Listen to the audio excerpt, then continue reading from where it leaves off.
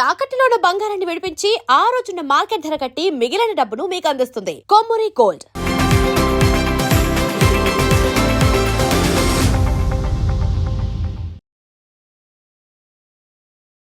నమస్తే, నేను ముఖేష్. ఈ రోజు మనతో పాటు ఉన్నారు ప్రముఖ హైకోర్టు అడ్వకేట్ యామిని చంద్రిక గారు. వారితో మాట్లాడే ప్రయత్నం చేద్దాం. నమస్కారం. నమస్తే అండి. ఎలా ఉన్నారు? బాగున్నా. సో ముఖ్యంగా సనాతన ధర్మంపై రకరకాలుగా దాడి జరుగుతుంది మేడం. అసలు మామూలుగా కాదు, మనకు తెలిసిన విషయమే. గతంలో కూడా మనం ఒక వీడియో చేసినాం, అది ఇప్పటికీ కూడా సోషల్ మీడియాలో వైరల్ అవుతుంది కొన్ని అంశాలు. సో ముఖ్యంగా ధర్మంపై దాడి జరుగుతున్నా కూడా కొన్ని సందర్భాల్లో ఏం చేయలేనటువంటి పరిస్థితి ఏర్పడుతుంది. దీన్ని మనం ఎలా చూడొచ్చు అంటారు?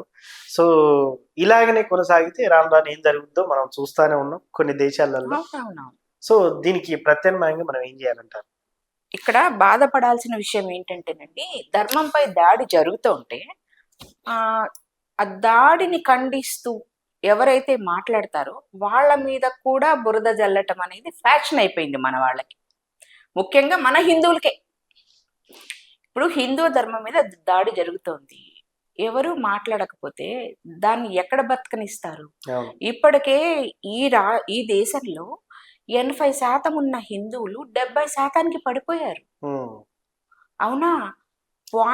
7.5% అట్లా ఉన్న ముస్లిమ్స్ ఈ రోజు 20%కి పెరిగారు. ఓకే, ఎక్కడైనా ఆల్ ఓవర్ ద వరల్డ్ మీరు చూడండి.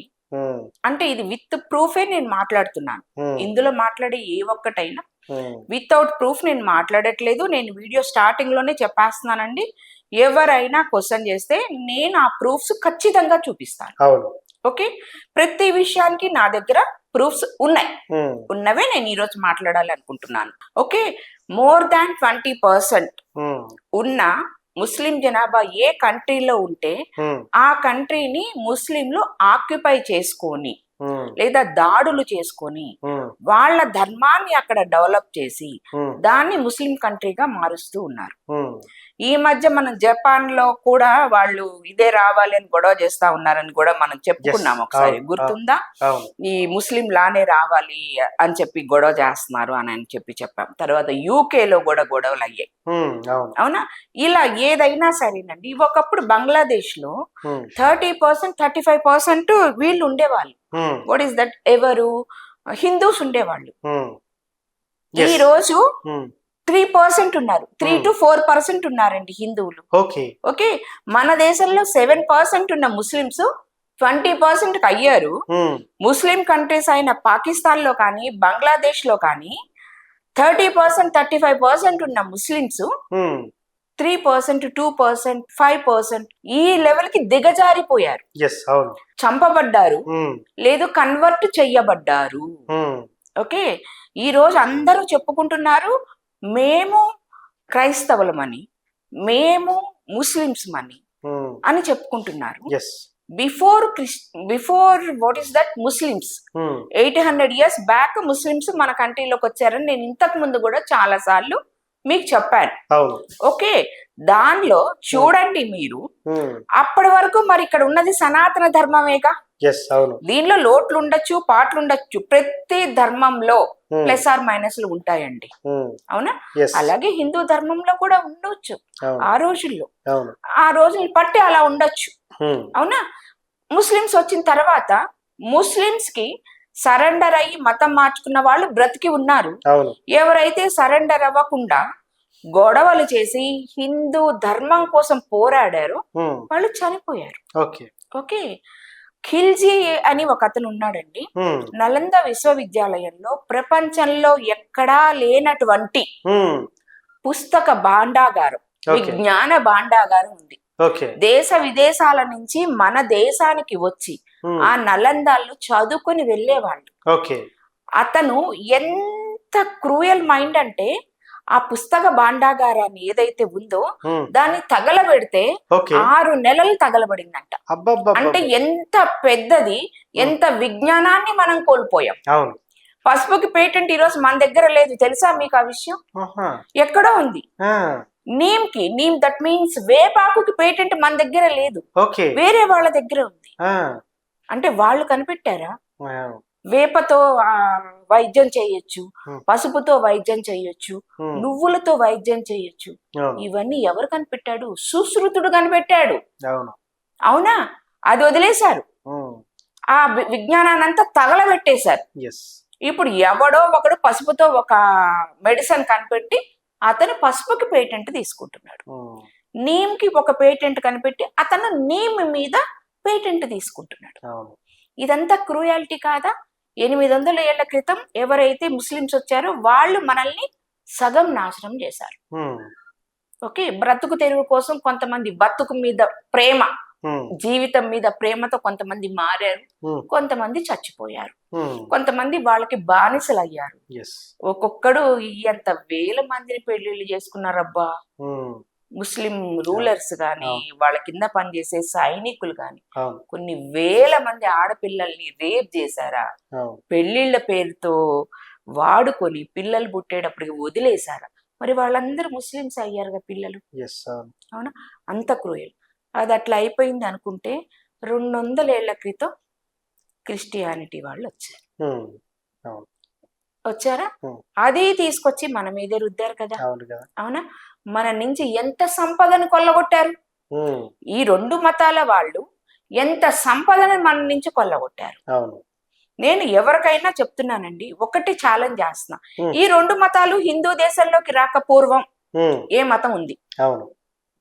ఆర్ఎల్స్ ఈ 2 ధర్మాలు మన ఇండియాలోకి రాకముందు, భారతదేశంలోకి రాకముందు ఏ ధర్మం ఉంది? సనాతనమే కదా. సనాతనాన్ని తలగొట్టే ధర్మం ఈ రోజుకి ప్రపంచంలో ఎక్కడా లేదు. ఇదంతా ఆక్యుపైడ్ చేసుకున్నవే. ఇది నెంబర్ 1 పాయింట్ అండి. నెంబర్ 2, ఈ రోజు నేను ఒక టాపిక్ చాలా ముఖ్యంగా మాట్లాడాలి అనుకుంటున్నా. అదేంటి అంటే, ఒక 4 years బ్యాక్ మనము దీనిలో కొంచెం విరివిగా చూసామండి. ఎక్కడ యూట్యూబ్లో కానివ్వండి, లేదా న్యూస్ ఛానల్స్ లో కానివ్వండి చూసాము. ఐ థింక్ అతని పేరు pastor Praveen, I think so. Praveen అనే అతన్ని చూసాం మనం, బాగా విరివిగా చూసాం. న్యూస్ లో కూడా చూసాము. అతని సిఐడి అరెస్ట్ కూడా చేసింది. అతని ఎన్జిఓ ఏదైతే ఉందో దాన్ని బ్యాన్ చేసింది, అతన్ని అరెస్ట్ చేసింది. అంటే ఆ ఎన్జిఓకి ఎలాంటి ఫండ్స్ రాకుండా కట్టడి చేసింది. ఇక్కడ నేను ఈ క్రిస్టియానిటీ అనే దాన్ని వీళ్ళు ఏ విధంగా మనకు ఇది చేస్తున్నారు, మన ధర్మాన్ని ఏ విధంగా పాడు చేస్తున్నారు, నాశనం చేస్తున్నారు. ఇప్పుడు ఎవరి ధర్మం వాళ్ళకి గొప్పండి. అవునా? నా ధర్మం కోసం నేను మాట్లాడుకుంటా, అంతేగాని ఎదుటివాడి ధర్మాన్ని నేను కించపరచనుగా. ప్రపంచం ముందు నేను ఇంకొక ధర్మాన్ని కించపరచను కదా, అది తప్పు కదా. అవునా? ఇతను ఏం చేస్తున్నాడు అంటే, at the time of I think అది 4 years బ్యాక్ ఇతను పబ్లిక్ గా వీడియోస్ వదిలాడండి. మీరు చూసుకోవచ్చు కూడా, యూట్యూబ్ లో ఇప్పుడు కూడా ఉంటాయి. అతని పేరు ప్రవీణ్ చక్రవర్తి, ఐ థింక్ సో. కాకినాడకి ఆ ఏరియాకి రిలేటెడ్ అతను. Exactly I don't know the place which he related. Okay, అతను క్లియర్ గా వీడియోస్ రిలీజ్ చేశాడు. ఏమనంటే, నేను హిందూ దేవుళ్ళ విగ్రహాలని కాళ్లతో తన్నాను.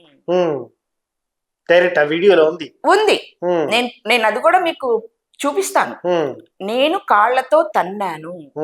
నేను కొన్ని 100 గ్రామాలని క్రిస్టియన్ విలేజెస్ గా మార్చాను.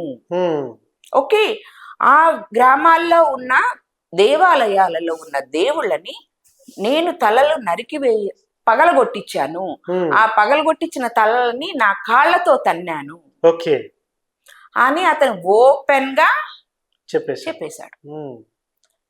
చెప్పేస్తే అతని మీద ఆ టైంలో ఉన్న గవర్నమెంట్ ఏదైతే ఉందో కేసు ఫైల్ చేశారు, సిఐడికి ఇప్పించారు. ఎందుకంటే అతను పబ్లిక్ గా వచ్చి చెప్పాడు కదా. మన దానిలో అది లేదు. మతాన్ని బలవంతంగా రుద్దటం అనేది మన దానిలో లేదు. ప్లస్ ఇంకొక మతాన్ని అగౌరవపరచడం అనేది కూడా మన రాజ్యాంగ హక్కుల్లో లేదు. మనకు ఆ హక్కు ఇవ్వబడలేదు రాజ్యాంగం. ఓకే, ఎవరి ధర్మం వాళ్ళు అనుసరించండి అనే చెప్పింది. అలాగే పరమత సహనాన్ని కలిగి ఉండండి అని చెప్పింది తప్ప ఎదుటివాడి మతాన్ని తిట్టండి, ఎదుటివాడిని కొట్టండి, ఆ దేవుడిని అవమానించండి అని చెప్పాల. ఓకే. ఓకే, ఇక్కడ ఏమైంది, అతని మీద పెట్టారు. అతనికి ఏదో ఒక ఎన్జిఓ ఉండిందండి, ఆ ఎన్జిఓని స్టాప్ చేశారు. ఓకే. స్టాప్ చేస్తే అతను చాలా తెలివిగా బయటకు వచ్చాడు. అంటే అప్పుడున్న గవర్నమెంట్ కి ఫేవరబులే కదా ఒక విధంగా చెప్పాలంటే. ఆ గవర్నమెంట్ ఏంటి అనేది నేను చెప్పను కానీ, అప్పుడు ఆంధ్రాలో ఉన్న ఏదైతే గవర్నమెంట్ ఉందో 4 years బ్యాక్ ఏ గవర్నమెంట్ అయితే ఉందో ఆ గవర్నమెంట్ ఆ మతానికి ఫేవరబులే. ఆ మతంలో ఉన్న ఆ గవర్నమెంట్ లో ఉన్న చాలా మంది ఆ మతాన్ని ఫాలో అవుతున్న వాళ్ళే, లేదు అవుతున్నట్లు నటించిన వాళ్ళే సీట్ల కోసం. ఓకే, అప్పుడు అతను బయటకు వచ్చాడు. వచ్చిన తర్వాత ఏదైతే ఎన్జిఓని వీళ్ళు అది చేశారో, బ్లాక్ చేసి పెట్టారో, ఆ ఎన్జిఓని స్టాప్ చేసేశారు. ఆ ఎన్జిఓని ఆపేశాడు. అతను ఇంకొక 2-3 ఎన్జిఓలని అగ్రిమెంట్ మీద తీసుకున్నాడు. ఆర్ఎల్స్ ఆ ఎన్జిఓస్ ని తను కొనుక్కున్నాడు అనుకోవచ్చు. ఓకే, కొనుక్కోవటం అనేది మనం చెప్పలేం కానీ ఆ ఎన్జిఓస్ ని తిను రన్ చేయటం స్టార్ట్ చేశాడు. అది బినామీ నేమ్స్ తో, ఇతని పేరు మీద కాదులేండి, వేరే వాళ్ళ బినామీ పేర్లతో ఆ ఎన్జిఓలు 3 ఇతనే రన్ చేస్తూ ఉన్నాడు. ఓకే, రన్ చేసినా ఏం ప్రాబ్లం కాదండి, అది వాళ్ళ ఇష్టం. వాళ్ళ మతానికి రిలేటెడ్ గా ఏవైనా వాళ్ళ మతానికి సంబంధించిన వాళ్ళకి వాళ్ళు ఏమైనా చేసుకోవచ్చండి. దాన్ని మనం ఏమీ ఖండించలేము.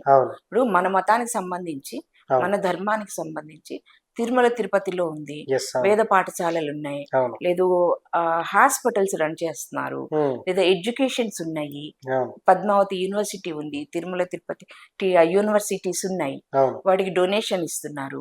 కొన్ని చోట్ల తిరుమల తిరుపతికి సంబంధించిన కళ్యాణ మండపాలు కట్టారు, టెంపుల్స్ కట్టారు. మన మతానికి సంబంధించి మనకున్న ఫండ్ ని మనం ఏమైనా చేసుకోవచ్చు. అలాగే అతను కూడా అతను ఎన్జిఓస్ ద్వారా ఫారెన్ నుంచి తెచ్చుకున్న ఫండ్ ని అతను ఆల్రెడీ అతని మతంలో ఉన్న వాళ్ళకి అతను ఏమైనా చేసుకోవచ్చు. దాన్ని ఎవరూ క్వశ్చన్ చెయ్యరు. ఇక్కడ క్వశ్చన్ ఎక్కడొస్తోంది అంటే, ఇతను ఏదైతే నేను క్రిస్టియన్ విలేజెస్ గా మార్చాను అని చెప్పాడు, అది ఏ విధంగా మార్చాడు? నెంబర్ 1, ఇండియాలో చైల్డ్ లేబర్ ఉంది అని చెప్పాడు, స్లేవరీ ఉంది అని చెప్పాడు, ఇక్కడ వీళ్ళకి తినటానికి తాగటానికి నీళ్లు కూడా లేవు అని చెప్పాడు. ఇవి ఎక్కడ చెప్పాడు?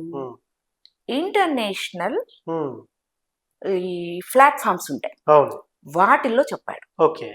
అది ఏదైనా అవ్వచ్చు, ఇన్స్టాలో అవ్వచ్చు, లేదా యూట్యూబ్ లో చేసి అవ్వచ్చు, వాట్ ఎవర్ ఇట్ ఈస్, సభల్లో కావచ్చు. ఇంటర్నేషనల్ గా ఈ న్యూస్ స్ప్రెడ్ అయ్యేలాగా చేశాడు అతను. అంటే నిజంగా మన ఇండియాలో చైల్డ్ లేబర్ యాక్సెప్టబుల్లా? లేదు కదా, పనిషబుల్ కదా అసలు. అవునా? సెకండ్ 1, బానిసత్వం ఎక్కడుందండి? స్లేవరీ బ్రిటిష్ వాళ్ళ దగ్గర ఉన్నప్పుడు ఉంది, మనకు స్లేవరీ ఇప్పుడు లేదు కదా. మరి లేని స్లేవరీ నీకు ఎక్కడ కనిపిస్తోంది? ఇన్ కేస్ నీకు చైల్డ్ లేబర్ ఇప్పుడు నాకే ఉందండి, నాకు చైల్డ్ లేబర్ కనిపిస్తున్నాడు, నేను గవర్నమెంట్ కో పోలీసులకో కంప్లైంట్ ఇస్తా. లేదు ఎవరినైనా ఎవరు బానిసగా చూస్తున్నారు, లేదా పలానా వాడి దగ్గర బానిసగా బతుకుతున్నాడు, నేను వెళ్ళి కోర్టులో చెప్తా. లేదు వాట్ ఈస్ దట్, స్టేషన్ లో కంప్లైంట్ ఇస్తా. నేను ఒక భారత పౌరుణ్ణి. సనాతన ధర్మమా, క్రిస్టియనా, ముస్లిమా, ఇవన్నీ secondary. First I'm an Indian. Okay, రాజ్యాంగం కొన్ని హక్కుల్ని కొన్ని విధుల్ని ఇచ్చింది. ఎవరైతే చైల్డ్ లేబర్ ని పెట్టుకున్నారో వాళ్ళ కోసం పోయి నేను కంప్లైంట్ ఇస్తా, నేను చూస్తే. అవునా? అప్పుడు నువ్వు ఇక్కడున్న గవర్నమెంట్ కి చెప్పాలి, పలానా విలేజ్ లో తాగటానికి నీళ్లు లేవు, ఆ బాధ్యత ఎవరిది? గవర్నమెంట్ది. అంతే కదా. అవునా? తర్వాత పలానా విలేజ్ లో స్కూల్స్ లేవు, బడులు నిర్మించాల్సిన బాధ్యత ఎవరిది? స్టేట్ అండ్ సెంట్రల్ గవర్నమెంట్ది. అవునా? మంచినీటి పథకం, రక్షిత మంచినీటి పథకం మనకి ఎన్ని చోట్ల కనిపిస్తాయి, అది ఎవరి బాధ్యత? గవర్నమెంట్ బాధ్యత. ఫారినర్స్ బాధ్యత కాదండి. అవునా? మరి నువ్వు ఫారినర్స్ కి చూపించటంలో నీ ఉద్దేశం ఏంటి? ఫారినర్స్ కి చూపించి నువ్వేం చేస్తున్నావు? ఫండ్స్ తెచ్చుకుంటున్నావు. ఆ ఫండ్స్ తెచ్చుకొని నువ్వు స్కూల్స్ రన్ చేస్తున్నావు, నీ సిస్టర్ స్కూల్స్ రన్ చేస్తుంది. ఓకే, ఫండ్స్ తీసుకొచ్చి నువ్వు ఫ్రీగా పిల్లలకి ఎడ్యుకేషన్ చెప్తున్నావా? కాదు. లేదు కదా. ఉమ్, పిల్లల దగ్గర కూడా నువ్వు ఫీజులు తీసుకుంటున్నావని నేను విన్నా. అవును అది ఎంతవరకు నిజం అనేది నీకు తెలియాలి, అవును పంపిస్తున్న వాళ్ళకి తెలియాలి. అవును అవునా? వాళ్ళు తెలుసుకోకుండా ఆ విధంగా ఎలా ఫండ్స్ పంపిస్తున్నారు అనేది మనం ఇక్కడ ఆలోచించాల్సిన విషయం. Yes. అంటే ఇతను గాని లేదా ఈ విధమైన క్రిస్టియన్ మిషనరీస్ ఉమ్, పిల్లలకి సేవలు చేసే ఉన్నాయండి. అవును సెయింట్ జోసెఫ్స్ అవన్నీ ఉన్నాయి ఉన్నాయి ఉన్నాయి. వాటిని మనం అంటానికే లేదండి. ఎస్ ఎందుకంటే ఎలా- వాళ్ళు ఆరోగ్యం కూడా చాలా బాగా neat గా బాగా చూస్తారండి. పరీక్షించుకుంటారు. సెయింట్ జోసెఫ్స్ ఇవన్నీ ఉన్నాయి. అవును మేము చదువుకున్నదే, మేము హాస్పిటల్స్ వెళ్ళేది.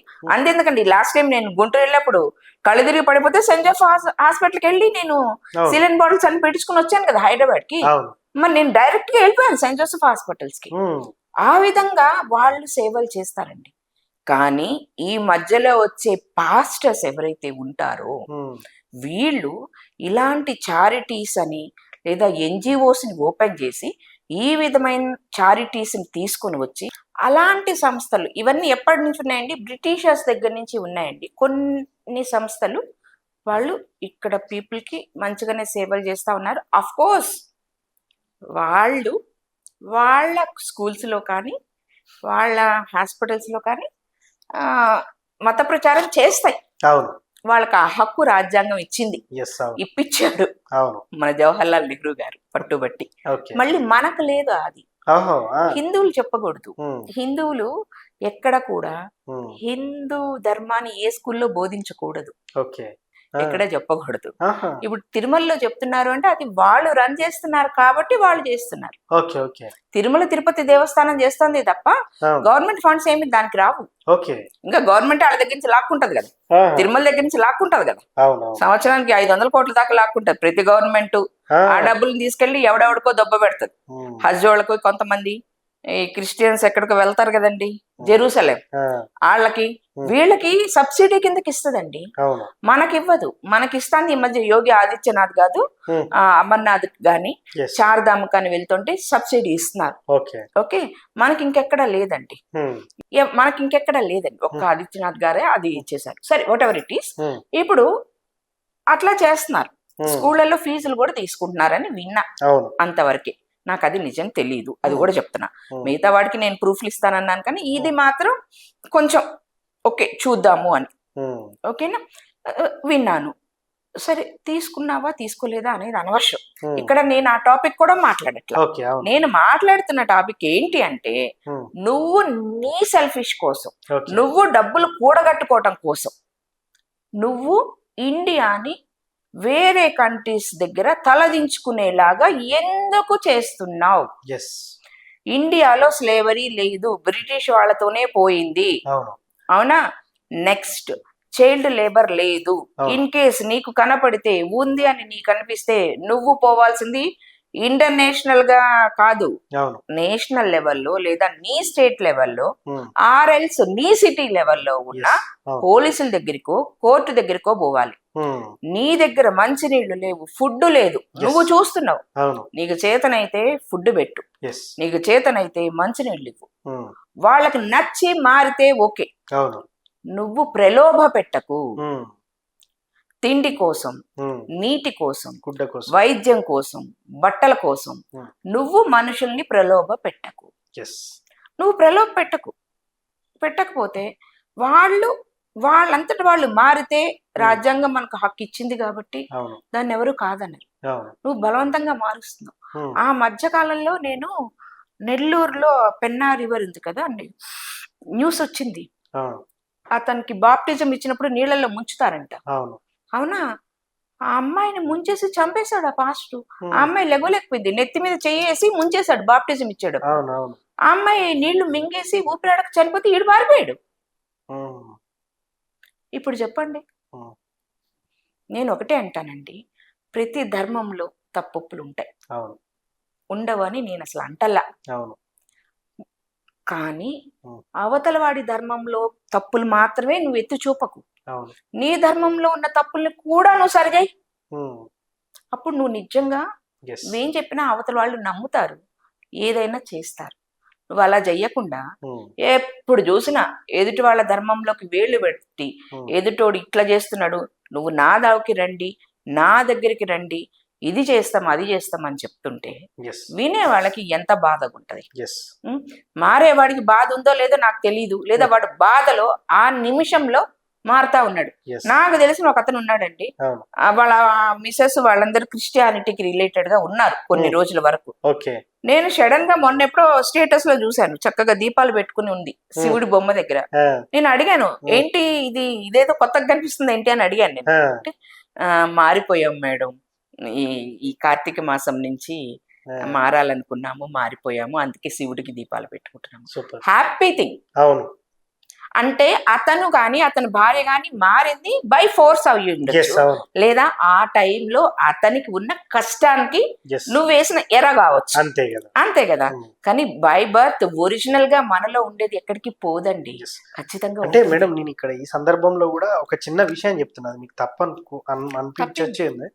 కొంత హిందువులలో కూడా కొంతమంది పెద్ద మనుషులు అని చెప్పుకునే పండితులు కూడా స్వార్థం కోసం విచ్చలవిడిగా వాళ్ళని కూడా ఏదో ఏదో చెప్పి వాళ్ళని ప్రలోభ పెట్టి దిక్కుమాలిన మాటలన్నీ చెప్పి కూడా వాళ్ళు కూడా కొంత చేస్తున్నారు, కొందరు ఉన్నారు అట్లా. సో ఆ కారణం చేత కూడా ఇట్లా కావచ్చు. నేను ఒకటే చెప్తున్నానండి, హిందువులు, నేను ఇందాక నుంచి చెప్తున్నా, ప్రతి ధర్మంలో ప్లస్ అండ్ మైనస్ ఉంది. ఎస్ అవును అవునా, అది నా ధర్మంలో అని చెప్పట్లేదు, ఇంకొకళ్ళ ధర్మం అనట్లేదు, ఇంకొకళ్ళ ధర్మం అంటలేదు, అన్ని ధర్మాలలో ఉన్నాయి. ఎస్ వాళ్ళ దానిలో పాస్ చేస్తుంటే మన దానిలో ముసుగులో ఉన్న స్వామీజీలు ఉన్నారబ్బా. ఎస్ అవును లేదని నేను ఎక్కడ చెప్తా.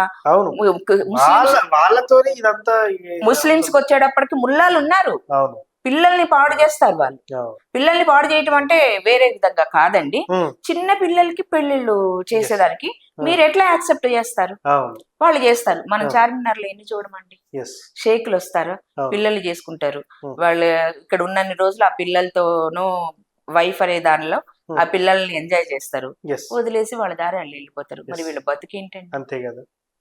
ఎన్నిసార్లు డైవర్స్ తీసుకొని ఎన్నిసార్లు పెళ్లిళ్ళు చేసుకుంటారండి. అవును ఒక అమ్మాయి చనిపోయింది కదా ఆ మధ్య, అవును 30 సార్లు ఏమో అమ్మాయి విడాకులు తీసుకొని మళ్ళీ పెళ్లి చేసుకొని మళ్ళీ విడాకులు మళ్ళీ పెళ్లి. ఎస్ అట్లా నేననేది హిందూ ధర్మం లో ఉన్న వాళ్ళందరూ కరెక్ట్ అని నేను చెప్పను. ఎస్ కొంతమంది తప్పుడు వాళ్ళ వల్ల ఈ రోజు ఈ పరిస్థితి మనకు దాపురిచ్చిందనే చెప్తున్నా. ఎస్ అవును అవునా, ఎందుకండి మనకే కన్ఫ్యూజన్ వస్తుంది. అంటే ఇప్పుడు అంటారేమో, ఏంటి మేడం మీరు అందరూ కలిసి మళ్ళీ హిందువుల మీద కూడా పడ్డారు మీరు అని. నేను అనేది మనలో ఉన్న లోపాలని ముందు మనం సరి చేసుకుంటాం స్టార్ట్ చేస్తే, తర్వాత ఇంకొకళ్ళ కోసం నేను ఏవైతే మాట్లాడానో అవంతా వర్త్ ఇట్ అవుతాయి, అంతే కదా. నేను ఈ యూట్యూబ్ ఇవన్నీ చూడక ముందు నేను కార్తీక మాసం అంతా నెలంతా ఉపవాసం ఉండి పూజలు చేసేదాన్నండి. నాకు చాలా మంచిగా అనిపించేది, ప్రశాంతంగా అనిపించేది, నాకున్న దానిలో చక్కగా చేసుకునేదాన్ని. అది నా పిల్లలకు కూడా వచ్చింది. ఓకే, ఈ రోజు యూట్యూబ్ తీస్తే కార్తీక మాసంలో ఒకళ్ళు అట్ట చేయమంటారు, ఒకళ్ళు ఇట్ట చేయమంటారు, ఇట్ట చేస్తేనే ఫలితం అంటారు, ఇట్ట చేస్తేనే ఫలితం అంటారు. టోటల్ గా నాకు ఎట్లా అనిపించిందంటే, ఏమీ చెయ్యకుండా శివయ్య నీకు ఒక దండం అని ఆయన నెత్తి మీద 4 నీళ్లు పోసి ఒక మారేడు దళం పెట్టి దండం పెట్టుకొని పక్కకు వచ్చేస్తే బెటరు అన్న దానిలోకి నేను వచ్చా. అవునా, మొన్న ఇది జరిగింది ఏమండి, దసరా నవరాత్రులు. ఇన్ఫ్లుయెన్సర్స్ మీరు ఏం చెప్పాలా, కాస్త మంచిగా ఇట్లా పూజ చేసుకోండి అమ్మా, లేదు ఇది కుదరకపోతే ఇది చేసుకోండి అమ్మా అని చెప్పాలి. 9 రోజులు 9 రకాల చీరలు, 9 రకాల నగలు, మొగులు బతకాల సావాల. నిజమే కదా. ఎక్కడికి వెళ్తారండి ఆడపిల్లలు, నాన్న వెనకబడతారు, పెళ్ళాలు మొగుళ్ళు వెనకబడతారు. ఇంకెందుకు ఇంకొక మాట నేను అనొద్దులే గాని, వాళ్ళేమో బాయ్ ఫ్రెండ్లు వెనకబడతారు. ఇప్పుడు చెప్పండి, 9 రోజులు 9 పట్టు చీరలు మీకు అవసరమా? 9 రోజులు అమ్మవారిని శ్రద్ధగా పూజ చెయ్యండి అమ్మా, మీకు మనశ్శాంతి ఉంటది, లక్ష్మీదేవి వస్తుంది అంటారు. వీళ్ళందరూ లక్ష్మీదేవి అంటే ఏమనుకుంటారు తెలుసా, కట్టలు కట్టలు పైనుంచి అమ్మవారి డబ్బులు ఇసిరేస్తుంది అనుకుంటారు. అది కాదండి. లక్ష్మీదేవి అంటే మనసుకి ప్రశాంతత, ఇంటి ప్రశాంతత, ఇవి 2 లక్ష్మికి చిహ్నాలు. మీకు కోట్ల డబ్బు ఉండనివ్వండి, మీకు తినటానికి అవకాశం లేనప్పుడు ఏం చేసుకుంటారు? అవునా, ఇంట్లో ప్రశాంతత లేనప్పుడు మీరు ఎక్కడికి వెళ్తారు? అవునా, ఇవి 2 లక్ష్మికి సంకేతాలు. మీ మనసు ప్రశాంతంగా ఉండాలా, మీ ఇల్లు ప్రశాంతంగా ఉండాలి, ఇవి 2 సంకేతాలు. Okay, what ever it is. ఇప్పుడు నేను అనేది మనలో కూడా ఉన్నాయి, మనలో కూడా కొంతమంది వల్ల ఇలా జరుగుతోంది, నేను కాదని అంటల్లా. కానీ మన వాళ్ళు ఎవరు బలవంతంగా మీరు హిందువుల్లోకి రండి అని నాకు తెలిసి పిలిచింది ఎక్కడా లేదండి. ఎస్ అవును. ఈవెన్ ముస్లిమ్స్ లో కూడా బలవంతంగా అయితే ఏం కాదులే, కానీ ఎవరైనా ముస్లిమ్స్ ని మ్యారేజ్ చేసుకోవాలంటే వాళ్ళు ముస్లిం గా మారాలి, ఎస్. అదొక్కటే.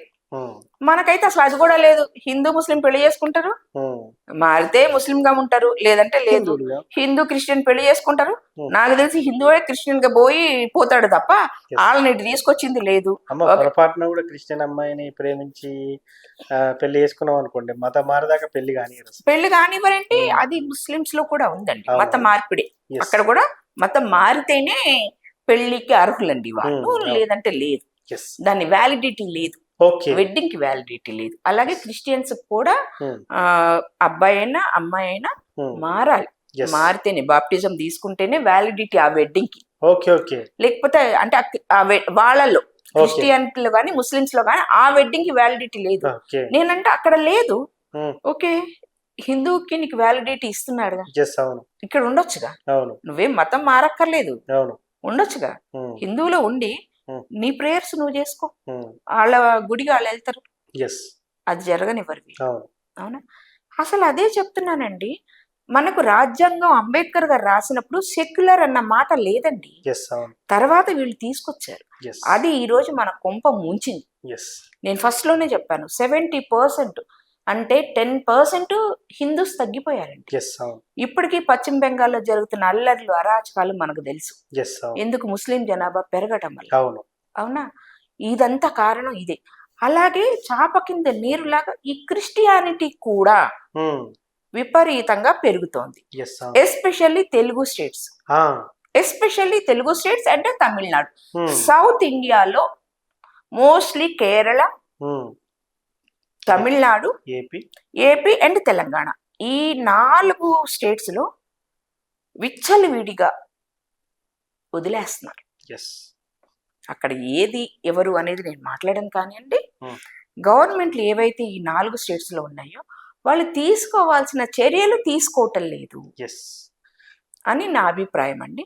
సరే, ఏదైతే అది అయింది. ఇప్పుడు నేను మాట్లాడిన వాటిలో చాలా వరకు నా దగ్గర ప్రూఫ్స్ అయితే ఉన్నాయండి. ఆయన ప్రవీణ్ గారి కోసం అయినా అవ్వచ్చు, లేదా మన ధర్మంలో నేను మాట్లాడిన ఇన్ఫ్లుయెన్సెస్ కోసం కావచ్చు, ఇంకొక ఏదైతే ఈ చైల్డ్ లేబర్ కి రిలేటెడ్ అయిన లీగల్ పాయింట్స్ కావచ్చు.